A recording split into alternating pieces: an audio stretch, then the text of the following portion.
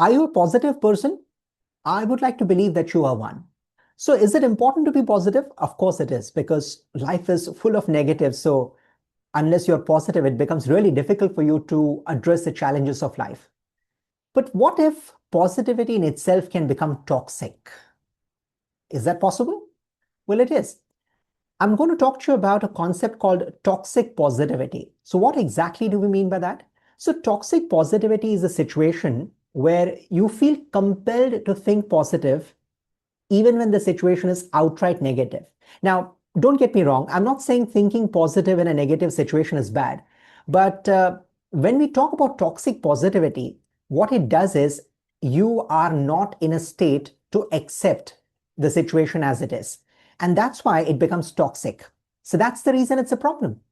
So what happens when you do not accept the situation and try to forcefully become optimistic, even when the situation demands you to think as it is and be more realistic about it? So there are three main problems with toxic positivity. The first of them is what we call as emotional suppression. Now, emotional suppression basically means that you're trying to suppress your emotions. So you want to express yourself, you want to show sadness, but somewhere down the line, you believe that I can't be sad. So I need to be positive, I need to be cheerful, even when the situation demands you to be emotionally weak, emotionally fragile, or vulnerable. And when you suppress your natural emotions, the outcome of that is you don't feel 100% being yourself. And that's one of the major reasons that toxic positivity can really ruin your mental status. The second problem with being toxically optimistic or positive is the fact that you feel reduced psychological safety, especially in a team environment. Now, imagine someone is talking about a problem. Someone is saying that, look, my father is not keeping well of late. I'm really concerned. And as a manager, you say that, hey, don't worry about it. Everyone goes through problems like these. So there is nothing different about it. Now, although you might want to cheer up someone, you might want to, make sure that the other person feels great about it. But would the other person really feel great about it? The answer is no.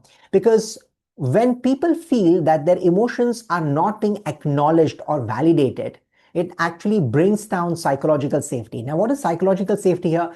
Especially in an environment where there are people around you, you should feel comfortable talking about your problems. But when you feel that your emotions are consistently invalidated by people around you, then you feel compelled to show positivity even when you're not feeling positive. And that means that you might refrain from talking about your problems in the future in front of those people. That's the problem with toxic positivity. And the third most important reason that is a problem with toxic positivity is that it weakens your resilience. Now, resilience is the ability of an individual to bounce back from a situation. For example, if you're going through a really tough problem, if you genuinely have positivity in you over a period of time, you will bounce back.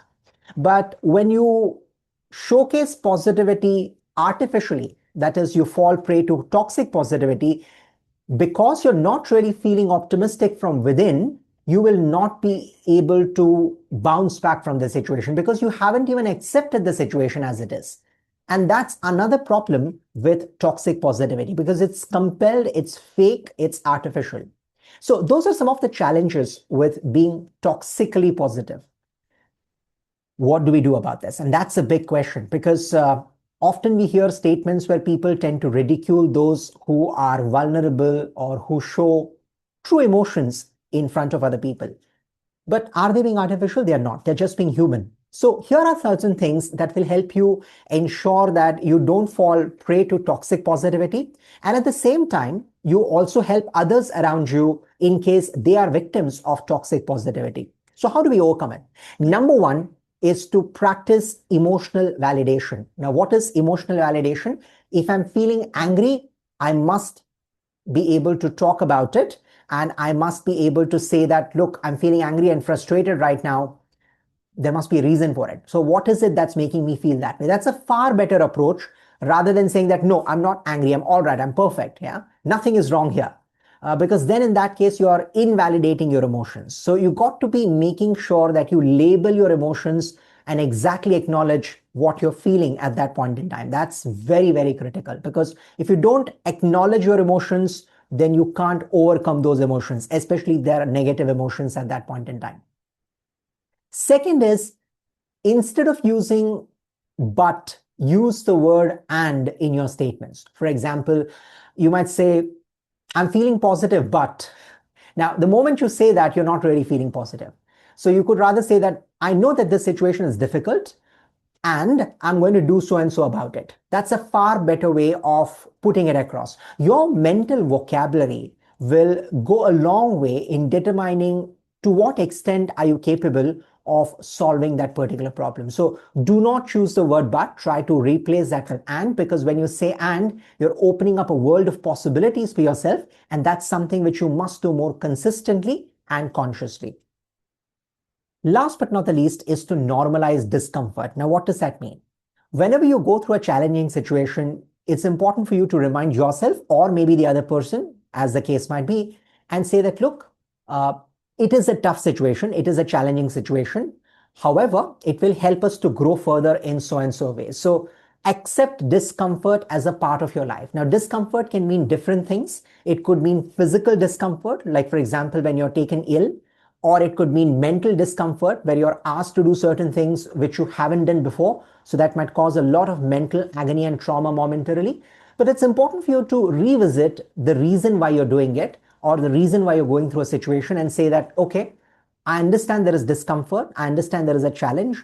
However, over a period of time, this will only help me become stronger. It will help me grow further. That is a far better approach rather than completely ignoring the problem that you are facing at this point in time. So those are few things that you can definitely do in your case, in case of your team members or colleagues, to ensure that you do not fall victim to toxic positivity. So here are the three things again. Number one is practice emotional validation, acknowledge your true feelings, and then work towards it. Number two, instead of using but, try to use more of the word and in your statements. Remember, the vocabulary that you have for your own self, the way you talk to yourself, has a great impact on how you deal with the situation. And last but not the least is to normalize discomfort. It's important for you to keep reminding yourself that discomfort is part and parcel of the game. It's going to make you stronger emotionally and physically, and therefore acceptance is very, very critical in terms of ensuring genuine positivity over a period of time. So I hope this helps you, because a lot of times we are compelled to think positive even when the situation doesn't demand it. So thinking positive does not mean ridiculing your emotions, does not mean not accepting the situation, but rather the opposite. It means validating your emotions, accepting the situation, and then working towards it so that you can improve upon it.